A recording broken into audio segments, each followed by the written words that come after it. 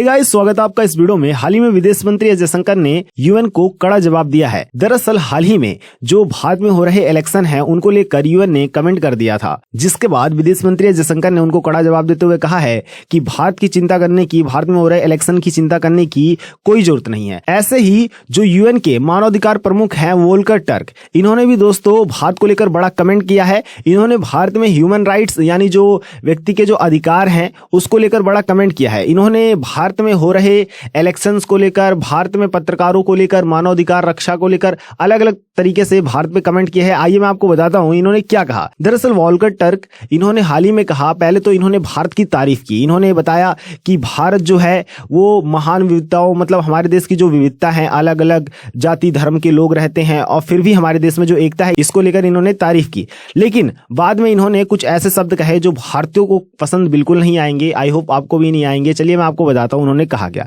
इन्होंने कहा, मैं भारत की विविधताओं की सराहना करता हूं, हालांकि मैं नागरिक क्षेत्र पर बढ़ते प्रतिबंधों से चिंतित हूं। मतलब इनका कहना है कि भारत में जो नागरिक है उनके ऊपर प्रतिबंध लगाए जा रहे हैं कई तरीके से, और मानवाधिकार रक्षकों, पत्रकारों और कथित आलोचकों को निशाना बनाया जा रहा है। और इन्होंने आगे कहा कि साथ ही अल्पसंख्यकों यानी मुसलमानों की बात हो रही है दोस्तों, मुस्लिम्स की बात हो रही है। इन्होंने कहा विशेषकर मुसलमानों के खिलाफ भारत में, हमारे देश में नफरत भरे भाषण दिए जा रहे हैं, मुसलमानों को निशाना बनाया जा रहा है। ये वोल्कर टर्क का कहना है जो यूएन में कार्यरत हैं। वोल्कर टर्क को भारत ने जवाब दिया है। आइए आपको ये वीडियो दिखाते हैं। Thank you, Mr. President. We thank the High Commissioner for his global update. We have noted his comments about our forthcoming general elections. However, his concerns in this regard are unwarranted and do not reflect the reality of the largest democracy in the world. In any democracy, argumentation is natural. It is imperative that those in positions of authority do not allow their judgment to be clouded by propaganda. Plurality, diversity and inclusivity and openness are at the core of our democratic polity and our constitutional values. These are backed by fiercely independent institutions, including a robust judiciary that aim to protect the rights of all. Our electoral process has been characterized by a high degree of people's participation and full faith in the electoral mandate by all. In fact, we are privileged that many across the world seek to learn from our experience and aspire to emulate it. We have no doubt that, as in numerous occasions in the past, the Indian people will freely exercise their vote to choose a government that they believe can best give voice and flight to their aspirations. Mr. President, India, as home to 1/6 of humanity, has led from the front with an enduring dedication to promotion and protection of human rights for all.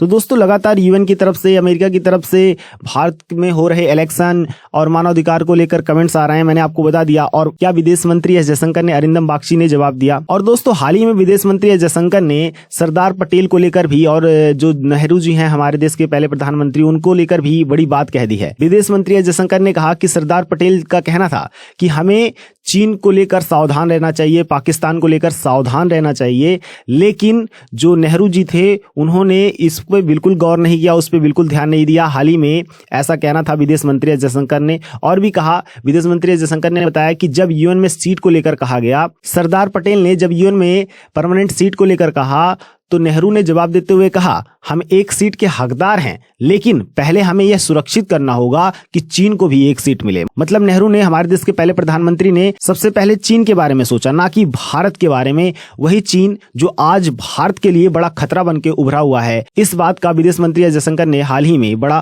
खुलासा किया है। विदेश मंत्री S Jaishankar ये दिखाना चाहते थे कि सरदार पटेल उस समय से ही शायद चीन की खतरनाक नीतियों के प्रति वाकिफ थे और भारत को चीन और पाकिस्तान जैसे देशों से बचाना चाहते थे, लेकिन नेहरू जी ने उस वक्त ध्यान नहीं दिया। अब बात करते आगे दोस्तों, हाल ही में विदेश मंत्री एस जयशंकर ने एक और बड़ा बयान दिया है। उन्होंने कहा है कि we will definitely get it, हम यूएनएससी में परमानेंट सीट जरूर पाएंगे। अब ऐसा क्यों कहना था विदेश मंत्री एस जयशंकर का, अब मैं आपको ये भी बता देता हूं।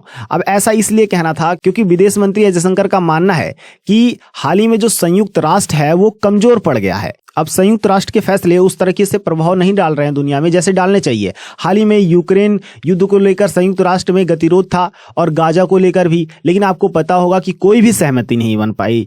मतलब संयुक्त राष्ट्र में मुद्दे तो उठाए जा रहे हैं, लेकिन ना गाजा में कुछ फर्क पड़ रहा है। इजराइल को रोकने के लिए वोटिंग की गई थी, जिसके बाद युद्ध रुकने की जगह और युद्ध बढ़ गया और इजराइल ने गाजा पर और आक्रमण बढ़ा दिया। तो यूएन में मुद्दा उठाने का कोई फायदा हो नहीं रहा है। गाजा यूक्रेन युद्ध को लेकर यूएन कोई बड़े कदम नहीं उठा पा रहा है। विदेश मंत्री एस जयशंकर का कहना है कि यूएन काफी कमजोर हो गया है। और विदेश मंत्री एस जयशंकर का कहना है, मुझे लगता है कि जैसे जैसे यह भावना बढ़ेगी हमें अस्थायी सीट मिलने की संभावना बढ़ेगी। तो विदेश मंत्री एस जयशंकर का कहना है हम जल्द ही यूएनएससी में परमानेंट सीट पा सकते हैं। फिलहाल आप इस बारे में क्या सोचते हैं? क्या आपको लगता है कि यूएन में हमें परमानेंट सीट जल्द ही मिल पाएगी? आप अपने जवाब कमेंट्स में दीजिएगा। जय हिंद।